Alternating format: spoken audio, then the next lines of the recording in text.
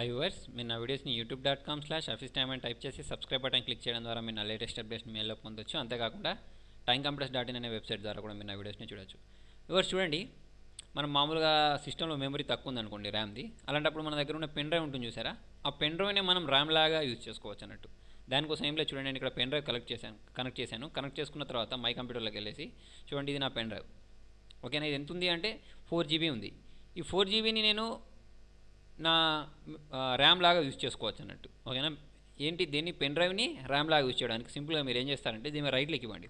Right click ఇచ్చేసి ఇక్కడ ప్రాపర్టీస్లోకి వెళ్ళండి. ఇక్కడ ప్రాపర్టీస్ ఉందా, దీన్ని క్లిక్ చేయండి. దీన్ని క్లిక్ చేసుకున్న తర్వాత మీకు చూడండి ఒక ఆప్షన్ వస్తుంది.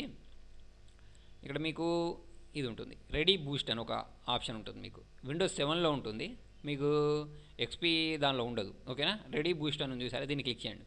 దీన్ని క్లిక్ చేసిన తర్వాత చూడండి ఇక్కడ ఏముంది, dedicate this device to ready boost అని ఉంది చూసారా, దీన్ని క్లిక్ చేయండి. దీన్ని క్లిక్ చేస్తే మీకు ఏమవుతుందంటే, ఈ 4GB ర్యామ్ కూడా మీకు ఏంటంటే, ఇప్పుడు నా ర్యామ్ ఎంత అంటే చూడండి, మామూలుగా జనరల్గా మీరు ఆప్షన్స్ అంటే నా సిస్టమ్ ప్రాపర్టీస్ మీరు ఎక్కడ చూసుకోవచ్చు అంటే మై కంప్యూటర్ మీద రైట్ క్లిక్ ఇస్తే వస్తుందని తెలుసు కదా. అలా కాకుండా మీరు మై కంప్యూటర్ ఓపెన్ చేసినా కూడా మీకు ఇక్కడ వస్తుంది చూడండి. ఓకేనా, ఇంటెల్ పెంటిఎం 4. ఓకేనా, ఇక్కడ dual core processor, 2GB RAM, ఇక్కడ మెమరీ ర్యామ్ ఇక్కడ కూడా చూపిస్తుంది అన్నట్టు మీకు.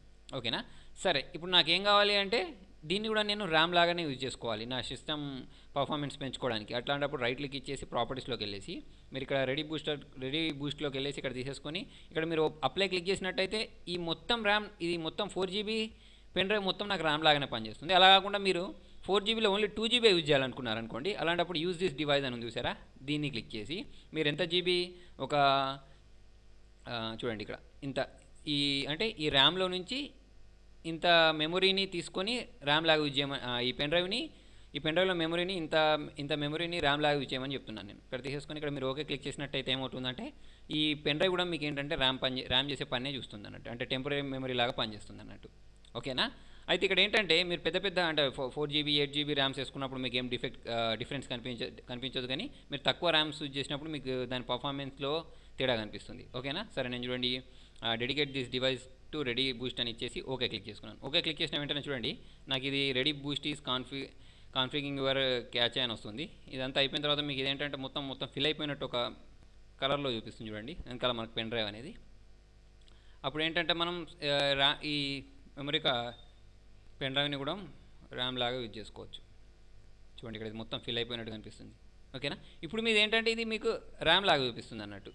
ఓకేనా, ఇప్పుడు మీరు ఇక్కడ క్లిక్ చేసుకుంటే ఇక్కడ మీకు ఈ మెసేజ్ చూపిస్తుంది చూడండి ఇక్కడ కూడా. ఓకేనా, టోటల్ సైజ్ ఇంత, దానిలో మనకు ఫ్రీ స్పేస్ ఎంత ఉంది అంటే ఇంత ఉందని చూపిస్తుంది. ఓకేనా, మిగతా అంతా మనకు ర్యామ్ లాగానే యూజ్ చేస్తుంది, టెంపరీ మెమరీ లాగానే. ఓకేనా, మీకు ఏంటంటే సిస్టమ్ పర్ఫార్మెన్స్ ఏదైనా పెద్ద సాఫ్ట్వేర్స్ యూజ్ చేసుకునేటప్పుడు ర్యామ్ ఎక్కువ కావాల్సి వచ్చినప్పుడు మీరు దీన్ని యూజ్ చేసేసుకోవచ్చు.